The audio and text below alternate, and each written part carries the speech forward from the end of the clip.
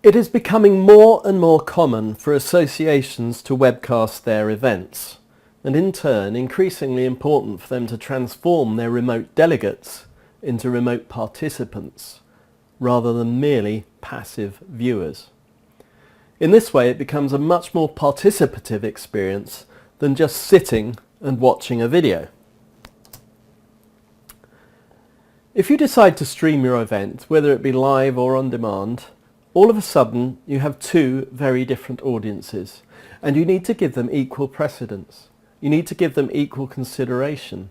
They have different needs, objectives, distractions and attention spans, and you need to keep that integral to your thinking when planning your events. Here are some really practical ways that you can remotely engage with your audience. The key way to engage with your remote participants is through interactivity, but there's a number of different levels of complexity and sophistication with which you can interactively engage people. At the simplest level, this can be a text-based method where viewers can ask a question just by typing into a text box placed on the viewing page and pressing send. The submitted questions then appear on a closed page being monitored in the conference room. Here, a suitable person, and they might be on or off stage, is assigned to select questions and have them asked in the room. Now this is what I would call a closed question model, which is very straightforward for both the organiser and participants to use. Moving up a level from that is moderated interactivity. There is a tool that we use to do this called Cover It Live. This is an affordable application that is easy to use and allows for moderation of comments that are either posted directly on the webcast page or via social media platforms. Effectively, you can harvest Twitter, Instagram, Facebook and even YouTube posts using specific hashtags and search terms, and an invited moderator or team of moderators can publish the selected posts on the viewing page.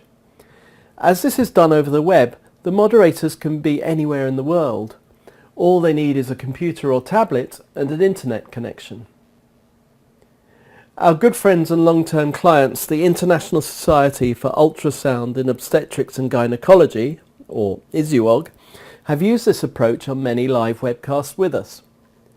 Their event manager, Lorraine Rees, when talking about her experience of using Cover It Live to engage with remote delegates, said, "For us it's been really useful. The one you're showing up there was an event that we did last month, and we had 18 questions on the first day from our live streamers, which was more than triple the number of questions we got from inside the room.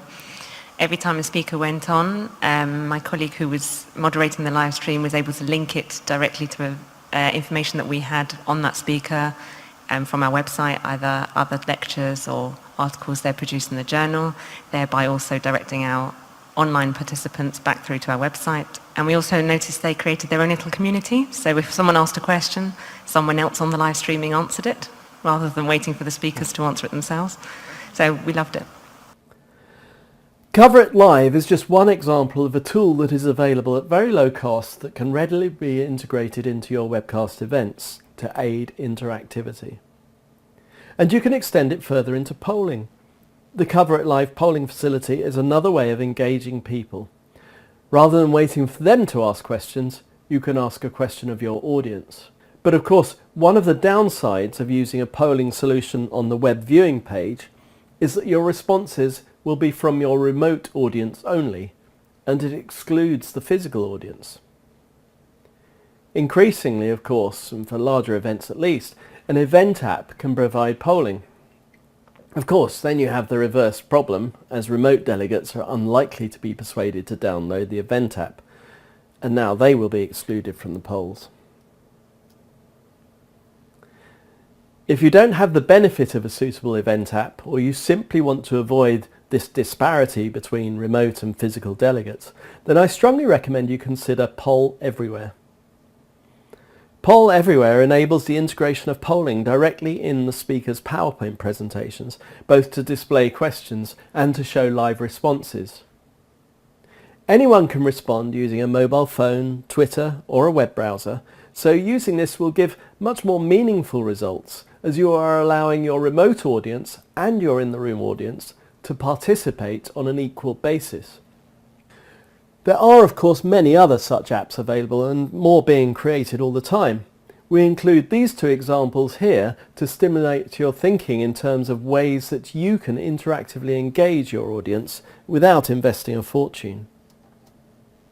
The third level of interactivity is where contributions by audio and video from speakers in remote locations are included in the event.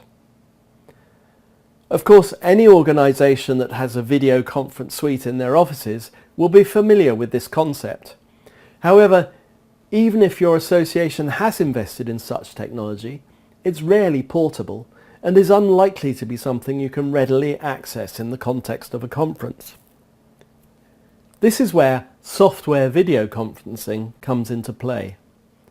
By using software products such as ooVoo, Skype or Zoom, you can enable multiple remote presenters and panelists to present to your physical and virtual audiences and have them involved as seamlessly as your presenters in the room. Now this can be taken to many different levels of complexity. We recently conducted a live webcast in the UK for the Information Commissioner's Office, or the ICO, who were holding a conference in Cheshire on the subject of enforcement. They wanted two leading industry players who weren't able to take the time out of their diaries to travel to the UK to nonetheless be able to join in the panel discussion sessions. One was in Washington DC and the other in Hong Kong. We connected the two remote speakers into the conference room at the appropriate time using Zoom. Appearing for the audience in the room on large screens either side of the panel desk, and you can see that in this photograph here, they could be seen and heard as well as the physically present panelists. The online audience received the video and audio of whoever was talking at any one moment, irrespective of whether that speaker was in Cheshire, Washington or Hong Kong. This was a relatively straightforward use of software video conferencing. Somewhat more complex was an event we webcast a couple of years ago from Abu Dhabi in the UAE. On that occasion, over a 2-day conference, we had 11 speakers, but only 2 of them were physically present in Abu Dhabi. The other 9 were distributed literally worldwide, from Auckland to Vancouver. And of course, they can get much more complex than that when you start to introduce hub events with local breakout sessions. A very good example of this was Intercommunity 2015, the Internet Society event, which had attendees from more than 141 countries and ran 15 separate hubs. The Internet Society billed it as a global meeting of the Internet Society on the Internet for the Internet. And the complexity levels can be pushed for as far as you have an appetite. The only real limit is your ability as organisers to plan, prepare and test, and then having the available resources to deliver on the day.